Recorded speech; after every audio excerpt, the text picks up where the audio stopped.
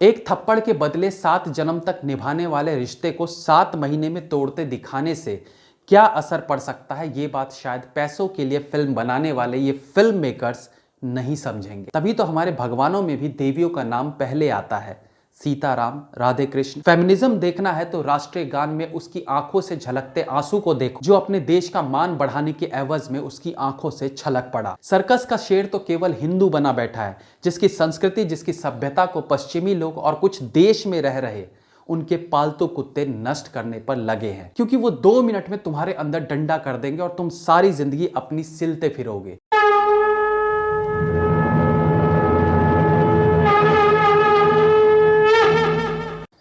नमस्कार दोस्तों, international women's day के अवसर पर मैं नमन करता हूं उन सारी महिलाओं को जिन्होंने गंभीर और दयनीय परिस्थितियों में रहते हुए भी परिश्रम किया, मेहनत की और सफल हुई।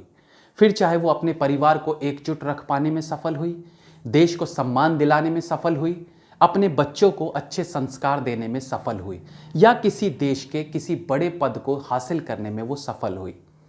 लेकिन साथ ही साथ कुछ सो कॉल्ड फेमिनिस्ट महिलाओं पर भी चर्चा करना चाहूंगा, जो करती धरती कुछ नहीं है, बस फेमिनिज्म का तमगा लगाए उसकी आड़ में खुद की कमजोरियां, खुद के ऐबों को छुपाने का काम करती हैं। हर देश की अपनी संस्कृति होती है, और अगर हम भारत की बात करें तो इस देश की सभ्यता, संस्कृति के चलते आज भारी मात्रा में विदेश से लोग यहां आकर भारतीय संस्कृति को अपना रहे हैं। मंत्रों की शक्ति का बोध उन्हें हो चुका है, योग शक्ति और ऋषि मुनियों की ताकत को वो समझने लगे हैं। हर साल विदेशों से घूमने आए लोगों ने हमारे देश की संस्कृति को अपनाया है। विदेशी मॉडर्न महिलाएं हमारे देश में आकर साड़ी पहनती हैं, मंत्रों का जाप करती हैं, गुरुओं से शिक्षा दीक्षा लेती हैं और अपने जीवन को एक नया रूप देती हैं। लेकिन खुद हमारे देश के लोग अपनी इस पवित्र संस्कृति को छोड़कर पश्चिमी सभ्यता को फॉलो करने में लगे हैं। आज हमारा देश विश्व भर में अपनी परंपरा के लिए जाना जाता है, लेकिन अपने ही देश के लोग इन परंपराओं को, इस संस्कृति को घृणा की नजरों से देखने लगे हैं। अगर हम महिला समाज की बात करें तो हमारे यहाँ की कुछ सो कॉल्ड मॉडर्न महिलाओं ने जीन्स पहनकर शराब सिगरेट पीना तो पश्चिमी देशों से सीख लिया, लेकिन कहीं ना कहीं अपनी खुद की पहचान वो खोते जा रहे हैं। आज कम कपड़े पहनना एक फैशन है, इसमें कोई आपत्ति नहीं है, क्योंकि हर किसी को अपने मन मुताबिक जीवन जीने की आज़ादी है। लेकिन इन सब छोटी छोटी चीज़ों को बढ़ा चढ़ाकर फेमिनिज्म के नाम पर बहुत बड़ा करके दिखाया जाता है, तो हमें आपत्ति होनी चाहिए।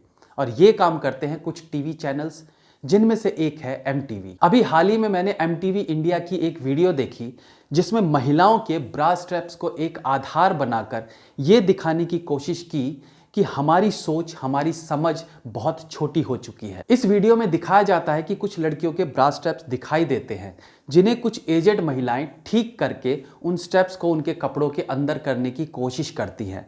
और उन लड़कियों का, उन आंटियों के प्रति जो रिएक्शन देखने को मिलता है, वो कहीं ना कहीं हमारे जहन में एक सवाल छोड़ जाता है कि आखिर आज की पीढ़ी अपने ही देश की सभ्यता को ताक पर रखने में हिचकिचाती क्यों नहीं। माना कि अपने मन मुताबिक कपड़े पहनने की आज़ादी सबको है, लेकिन आखिर इस नंगेपन की कोई सीमा भी होनी चाहिए या नहीं। ब्रा स्ट्रैप्स दिखाना या दिखना कोई मुद्दा नहीं है। हालांकि ये सब चीज़ें अब से 15-20 साल पहले एक चर्चा का विषय बन जाया करती थी, लेकिन अब ये बहुत कॉमन है।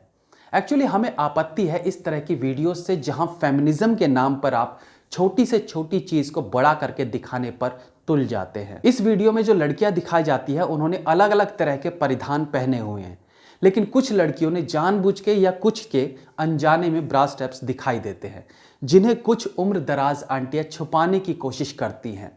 लेकिन बदले में इन सभी लड़कियों का रिएक्शन ऐसा था जैसे कि क्या कर रही हो आंटी, कितने पुराने ख्यालातों की हो आप। जैसा कि मैंने पहले भी कहा था, आपत्ति उस ब्रा स्ट्रैप के दिखने में नहीं है, आपत्ति है इस तरह की वीडियोस को बनाने में, जो कहीं ना कहीं हमारे देश की सभ्यता, संस्कृति को कुचलने का काम करती है।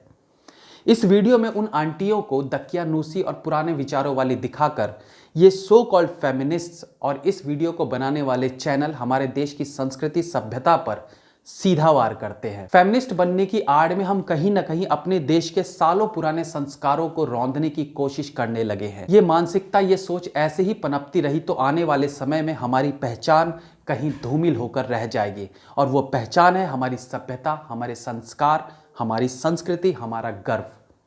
क्या केवल ब्रा का स्ट्रैप्स दिखाने को फेमिनिज्म कहा जाता है? क्या सिगरेट शराब पीना ही फेमिनिज्म कहलाता है?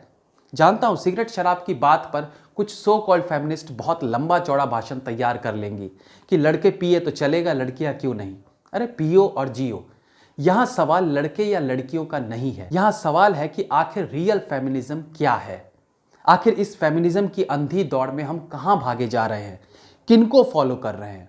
उन पश्चिमी देशों की महिलाओं को जिन्होंने ये फेमिनिज्म का खेल शुरू किया और खुद अकेले एक गुमनामी की मौत मरी। सदगुरु ने कहा था कि अगर आप आज पश्चिमी देशों की फेमिनिस्ट्स को देखें तो कोई भी खुश नहीं है। अपने आप को मर्दों से बेहतर दिखाने के चक्कर में उन्होंने अपनी पहचान ही खो दी है। आज फेमिनिज्म का नशा कुछ लोगों पर ऐसा चढ़ चुका है कि उन्हें हर बात में फेमिनिज्म नामक कीड़े को घुसाना होता है। बॉलीवुड में फेमिनिज्म के नाम पर थप्पड़ जैसी फिल्में बन रही है, जहां एक थप्पड़ के बदले लड़की अपने पति से डिवोर्स की डिमांड कर देती है और डिवोर्स ले भी लेती है। लेकिन क्या यह सही रास्ता है खुद को प्रूव करने का? हमारा देश जोड़ने में विश्वास रखता है, फिर चाहे वो मानवता की बात हो या रिश्तों की। एक थप्पड़ के बदले 7 जन्म तक निभाने वाले रिश्ते को 7 महीने में तोड़ते दिखाने से क्या असर पड़ सकता है, ये बात शायद पैसों के लिए फिल्म बनाने वाले ये फिल्म मेकर्स नहीं समझेंगे, क्योंकि इन्हें अपने एजेंडे के साथ आगे बढ़ना है। लेफ्टिस्ट आज हर जगह घर कर चुके हैं, उन्हीं में से एक फिल्म इंडस्ट्री भी है। लेफ्टिस्ट हमेशा से तोड़ने में विश्वास रखते हैं और इस सोच के साथ फिल्म थप्पड़ भी बनाई गई है, क्योंकि इन्हें केवल पैसा कमाना है और अपनी सोच लोगों के दिमाग में उतारना है। इन्हें फर्क नहीं पड़ता कि उस लड़की के माँ बाप ने अपनी जीवन भर की बचत, वो पैसा जो उन्होंने अपना पेट काट काट कर लड़की की शादी के लिए रखा था, उन पर क्या बीतेगी जब उनकी बेटी एक थप्पड़ के बदले अपने ससुराल को लात मारकर वापस चली आती है। हम घरेलू हिंसा को कतई भी बढ़ावा नहीं देना चाहते। एक थप्पड़ भी गलत है, लेकिन क्या इसके आगे डिवोर्स ही एकमात्र रास्ता बचता है? बिल्कुल नहीं। हमारे देश की महिलाएं अपनी शक्ति, अपने संयम, अपने प्रेम की वजह से जानी जाती हैं। ऐसे ही इन्हें नारी शक्ति नहीं कहा जाता, और ये आज से नहीं, रामायण महाभारत के वक्त से है। तभी तो हमारे भगवानों में भी देवियों का नाम पहले आता है, सीता, राम, राधे कृष्ण।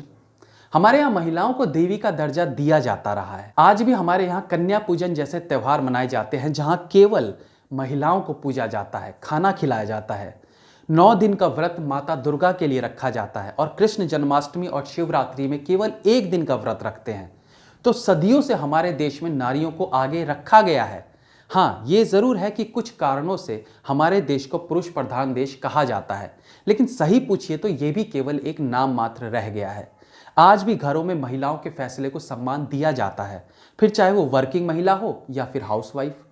लेकिन समस्या ये है कि आखिर ये मर्द और औरत की होड़ लगी क्यों? रियल फेमिनिज्म देखनी है तो हिमा दास में देखो, जिसने एक टीन के छप्पर वाले घर में रहकर बद से बदतर स्थिति में रहते हुए पूरी दुनिया में अपने देश के नाम का डंका बजवा दिया। फेमिनिज्म देखना है तो राष्ट्रीय गान में उसकी आंखों से झलकते आंसू को देखो, जो अपने देश का मान बढ़ाने के एवज में उसकी आंखों से छलक पड़ा। फेमिनिज्म देखना है तो साइना नेहवाल में देखो। फेमिनिज्म देखना है तो गरीब ऑटो रिक्शा वाली की बेटी में देखो, जिसने गरीबी की स्थिति में आईएएस क्लियर कर अपने पिता की रात दिन की मेहनत को साकार किया। ब्रा स्ट्रैप्स को छुपाने वाली आंटियों के प्रति नाक सिकोड़ने वाली सो कॉल्ड फेमिनिस्ट्स दारू, शराब और छोटे कपड़ों तक ही सीमित रह जाती है। ना इनके जीवन का कोई लक्ष्य होता है और ना ही इनकी अपनी कोई जिंदगी में सपने होते हैं। केवल फेमिनिज्म का तमगा लगाई ये खुद को महान दिखाने की कोशिश में लगी रहती है। एमटीवी इंडिया के इस वीडियो में ये सारी चीजें दिखाई जाती है हिंदू आंटियों के खिलाफ। माथे पर बिंदी लगाए सारी आंटियां इन लड़कियों के ब्रा स्ट्रैप्स को छुपाने की कोशिश में लगी रहती है और बैकग्राउंड में बोली गई वॉइस से इन आंटियों को छोटी मानसिकता वाली औरतें बताया जाता है। हमारे देश में बड़े छोटों के लिए केयरिंग होते ही है, न केवल अपने परिवार के सदस्यों के लिए बल्कि दूसरों के लिए भी। महिलाओं को दिए जाने वाले सम्मान का एक कारण ये भी रहा है, लेकिन यहाँ इसी केयरिंग, इसी मेंटेलिटी को नीचा दिखाया जा रहा है। इससे भी बड़ी बात, ये सारा ड्रामा केवल हिंदुओं के लिए ही क्यों? माथे पर बिंदी वाली सारी औरतें ही इस वीडियो में क्यों दिखाई देती हैं? क्यों इन टुच्चे चैनल्स में दम नहीं है कि किसी और धर्म की महिलाओं को भी इस वीडियो में शामिल करते? नहीं दिखा पाओगे, क्योंकि वो 2 मिनट में तुम्हारे अंदर डंडा कर देंगे और तुम सारी जिंदगी अपनी सिलते फिरोगे। लेकिन इन चैनल्स को ये अच्छे से पता है कि इस देश में अगर कोई सॉफ्ट शिकार है तो वो है हिंदू। इन्हें तुम जैसे मन में आए बदनाम करो, इनकी संस्कृति के साथ खिलवाड़ करो, इनके संस्कारों को पैरों तले कुचलते रहो, इन पर घंटा कोई फर्क नहीं पड़ेगा। और ये सही बात भी है, हम पर घंटा फर्क नहीं पड़ेगा, क्योंकि हमें तो अपनी निजी जिंदगी से ही फुर्सत नहीं है। कहां हम इन चैनल्स, इन फिल्मों या इन पॉलिटिशियंस का विरोध करते फिरेंगे। हमें 2 वक्त की रोटी ही मिल जाए। ये 2 वक्त की रोटी ना हर किसी को चाहिए होती है जनाब, लेकिन उस 2 वक्त की रोटी का इंतजाम करके भी सिख, मुस्लिम, क्रिश्चियन अपने धर्म के लिए, अपनी सभ्यता के लिए आवाज उठाते रहते हैं। सर्कस का शेर तो केवल हिंदू बना बैठा है, जिसकी संस्कृति, जिसकी सभ्यता को पश्चिमी लोग और कुछ देश में रह रहे उनके पालतू कुत्ते नष्ट करने पर लगे हैं, और ये केवल तमाशबीन बैठे अपनी ही इज्जत उतरते देख रहे हैं।